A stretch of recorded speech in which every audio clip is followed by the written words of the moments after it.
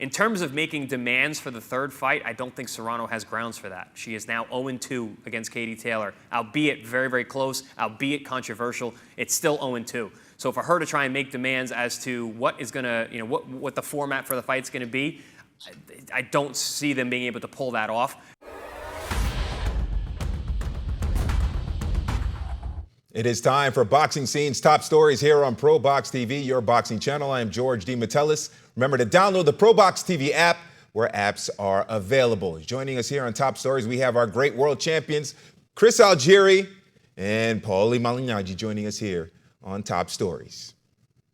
Well, after their epic second fight between Amanda Serrano and Katie Taylor on the Jake Paul-Mike Tyson undercard on November 15th, now there's talk of a trilogy with one major change for the third fight, if it happens, 3-minute rounds. Now, Serrano has long spoke about her desire to fight Taylor over 3-minute rounds, as opposed to the usual 2-minute rounds for women's boxing. Now, she wants a third fight to be in her desired format after bowing to Taylor's demands for the rematch. All right, Chris, what do you make of Serrano's demands here and talk of 3-minute rounds for this championship fight in the trilogy against Taylor? I'm all for it. I've said it on our air before.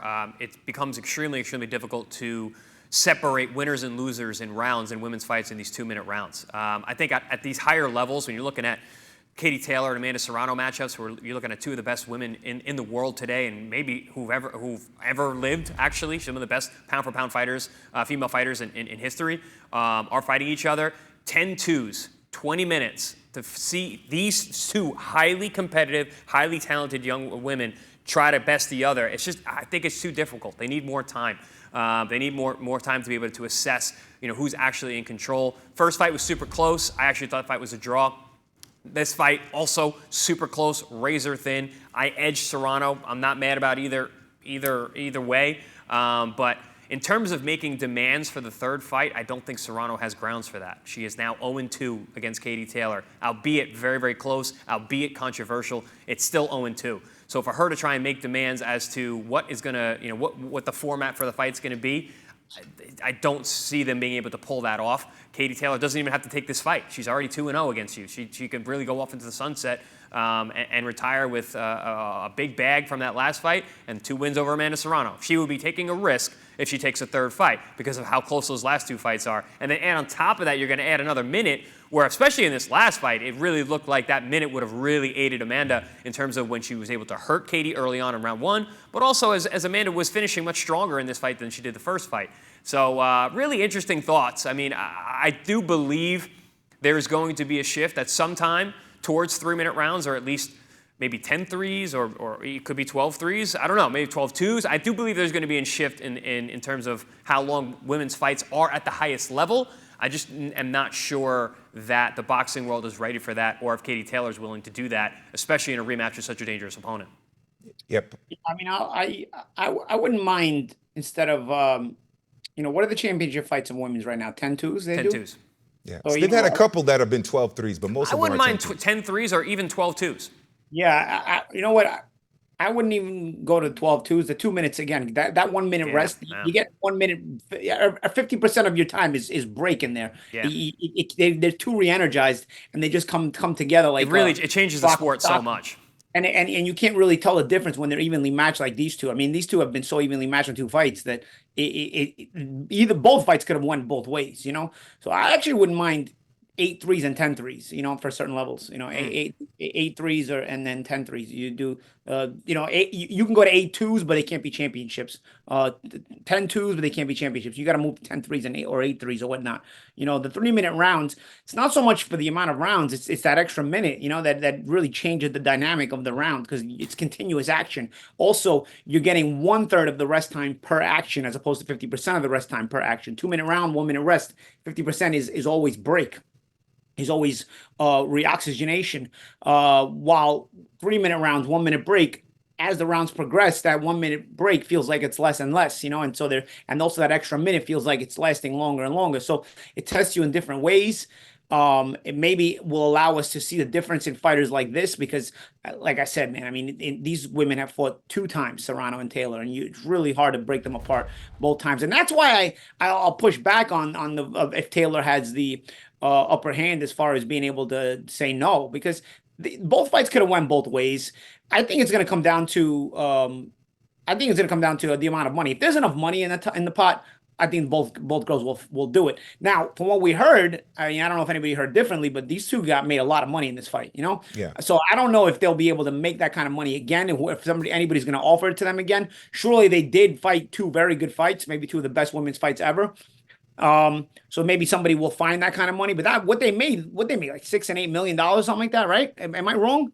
Yeah. That's what I've heard. I'm not, I don't know if that's true, but again, that was on the undercard of Mike Tyson and Jake Paul. So yeah, that's what I'm saying. So they made a lot of money. If somebody finds the bag, I don't see women like this who, again, women's boxing hasn't had this kind of money before. Well, I don't see these women leaving the bag on the table, if there's enough money on the table. Even if Taylor doesn't want to do the 3-minute rounds, if that kind of bag is on the table again, she probably would just bite the bullet and say, all right, whatever. And you got me thinking, because who's going to find that money? It's going to be MVP Promotions, who is Amanda Serrano's promotion. It's Jake Paul. But that's what I'm saying. Unless Turki Al-Ashik is interested, which is he really interested? He hasn't really talked about it, right? So he hasn't talked about it. He's not really. It would have to be Jake Paul.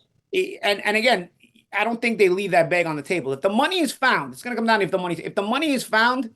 I think Katie bites the bullet and say, you know what, whatever. I won the first two fights. But again, that's my point about the ball being in Katie's court, because she doesn't even have to fight this fight. If she wants the money, of course, it's her leaving the bag on the table, like you said.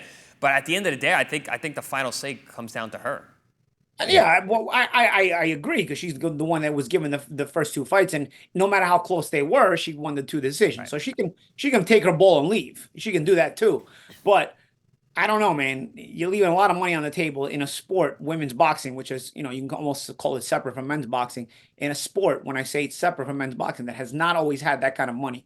So it'd be a shame to leave that kind of money on the table if it's there. I think this fight happens. I think it's a really good possibility it could be 3-minute rounds. Yeah, it should be fascinating.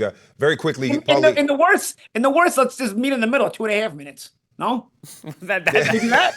Has that ever happened before? A 2.5-minute rounds? I don't think that's... Paulie, so to your point, like... Well, 2.5-minute rounds. She's not gonna leave the bag on the table, but neither is Serrano. If the point of contention is it's either two or not or bust... That's why I'm saying meet in the middle, 2.5. She's gonna fight. I mean, that makes way too much sense.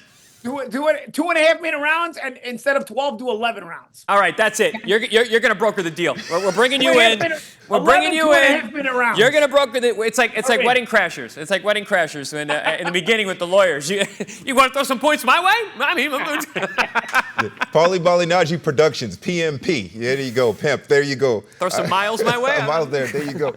By the way, Amanda Serrano has fought 12 3-minute rounds in that decision victory over Danila Ramos. I just looked it up here. Katie Taylor has never fought a match of 12 or 10 3-minute rounds. So that would be interesting. Chris made a quick point there. I want to get your take on it, Paulie. If there was an extra minute in those rounds, would that have swayed the match, or would that have favored Serrano to get the victory? I think the momentum of the fight both times probably sways in Serrano's favor if it's an extra minute. I mean, in the first fight, you might get a stoppage. There was a point in the fight about halfway through where Serrano really hurt Taylor in the first fight. So, yeah, I mean, that extra minute, I think there's a reason Serrano's pushing for this, because that extra minute probably favors the momentum in her direction. Yeah, it should be fascinating to see what happens. By the way, they both split $13 million, so that's, $6.5 million each. They can get a number similar to that or close to that. I think we will see a trilogy between Amanda Serrano and Katie Taylor. And if that does happen, we will keep you informed and get the insights of our world champions here on Top Stories.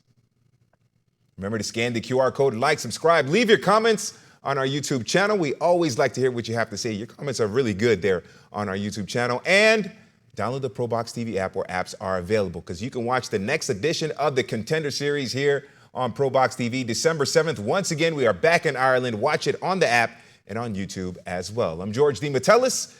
Happy Thanksgiving, everyone. And this is Boxing Scene's Top Stories. ProBox TV Contender Series. On December 7th, look for an all-out Irish war as Dylan the Real Deal Moran battles Tyrone the Mighty Celt McKenna at the top of a stacked, ProBox-worthy card.